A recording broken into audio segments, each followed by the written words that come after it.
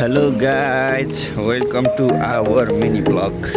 हामी चाहिँ अहिले बहिनी र म भोट हाल्नको लागि रूपन्देही क्षेत्र नम्बर 2 वडा नम्बर बुटवल उपमहानगरपालिका वडा नम्बर 6 को हाम्रो यो मतदान केन्द्र अन्नपूर्ण कलेज चाँदबारीमा प्रतिनिधि सभाको र समानुपातिक तर्फको लागि मतदान गर्नका लागि हिँडिसकेका छौँ। मेरो चाहिँ यो दोस्रो भोट रहनेछ भने बहिनीको चाहिँ पहिलो भोट रहनेछ।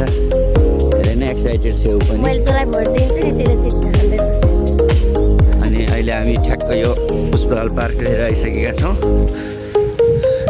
यतातिर लुम्बिनी अञ्चल हस्पिटल 12 तले भवन बन्दैछ भने 7 बजीबाट मतदान कार्यक्रम सुरु भइसक्यो। 8 बजीसम्म हामी मस्त पुगिन्छ। चटचट दिएर घर बस्ने हामी।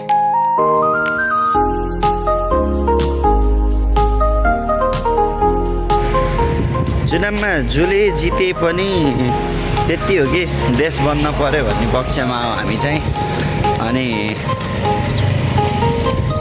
हाम्रो जेएनजेको आन्दोलनले सिर्जना गरेको यो 5 वर्षमा हुनुपर्ने चुनाव चाहिँ अहिले 3 वर्षमै जेएनजेको आन्दोलनले सिर्जना गर्यो र आशा छ यो राम्रै नेतालाई चयन गर्ला।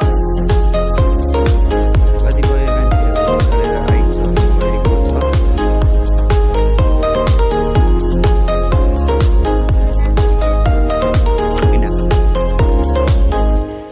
मैले बिहान 4 बजी उठेर गएँ होइन, अनि बाबालाई उहाँ छोड्न गएँ होइन, उहाँ वाणिज्य भवन वाणिज्य कलेजतिर।